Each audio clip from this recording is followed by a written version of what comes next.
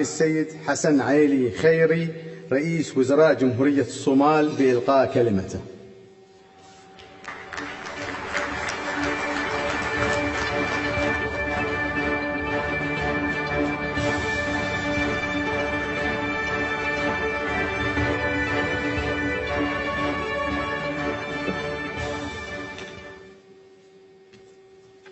بسم الله الرحمن الرحيم.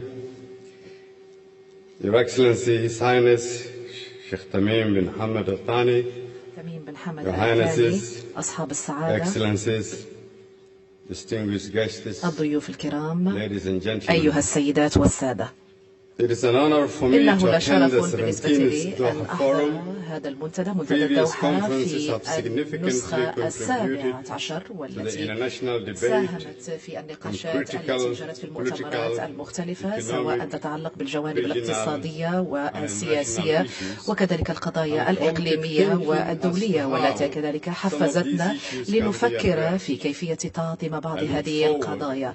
وهنا أتطلع للمشاركة في هذه النقاشات التي تجري في هذا المنتدى. أريد أن أشكر وأعبر عن امتناني لدولة قطر لاستضافة هذه الفعالية المهمة، وكذلك نريد أن نشكرهم على حفاوة الاستقبال. نشكركم جزيل الشكر. هذه السنة نستضيف هذا المؤتمر تحت عنوان التنمية والاستقرار وقضايا اللاجئين، التي أتت في وقتها المناسب أخذا من الاعتبار هذه الأزمة التي بدأت بشكل متزايد تشكل عددا من القضايا، بما في ذلك اللجوء وكذلك النزوح القسري في بلد صومال. هناك عدد من القضايا بما في ذلك الكوارث الطبيعية والفقر وما إلى ذلك، مما أدى إلى حركة معقدة تسعى من خلال الصومال إلى حل، سواء تعلق الأمر داخليا في الصومال وكذلك عبر الحدود لدول الجوار، بما في ذلك دول الخليج وعدد دول الخليج. لدينا ما يزيد من 1,000,000 من النازحين الداخلين وكذلك عدد كبير من اللاجئين في المنطقة. الصومال تبقى واحدة من الدول التي تعاني من الأزمات المعقدة ذات الأمد الطويل، بالإضافة إلى أنها تعتبر دولة مصدر بالنسبة لآلاف اللاجئين. الصومال كذلك هي دولة كذلك تستضيف اللاجئين من المنطقة، بما في ذلك لاجئي اليمن. صاحب السمو، أصحاب السعادة، أيها السيدات والسادة، كما تدركون إن هذا يعتبر مشكلة بالنسبة للشباب، وبالتالي هذا أدى وأودى بحياة عدد كبير جدا في أعالي البحار، خصوصا من الشباب، من الفتيات والفتية الذين يعتبرون كذلك من الموارد الأساسية بالنسبة للدولة، وكذلك يعتبرون أمل الدولة الذين يجازفون برحلة إلى دول أخرى لحصول على سبل عيش أفضل.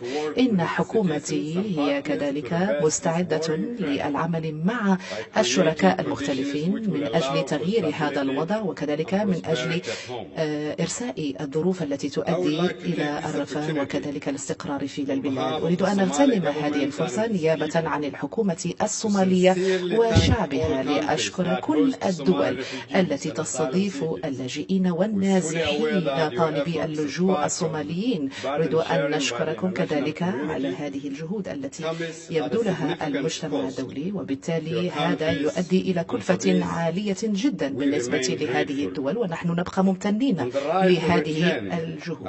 بالنسبة لحق العودة، أريد أن أغتنم هذه الفرصة لأؤكد لكل الشعب أن حق العودة الطوعية لبلاد الصومال هي مضمونة. أصحاب السعادة، أيها السيدات والسادة، فيما يخص الدوافع المختلفة التي تؤدي إلى النزوح القسري، هي تعتبر مهمة كبيرة، وبالتالي تحتاج الكثير من الموارد، وبالتالي ندعو كل أصدقائنا، خصوصا أصدقاء إخواننا من الدول العربية، ليساعدوننا في هذه القضية المهمة، وكذلك من أجل تعزيز التدابير من أجل تحقيق التغيير. على الرغم من أن الطريق الماثلة أمامنا هي طويلة، لكننا قمنا بالكثير من الجهود للنزوح. أيها السيدات والسادة،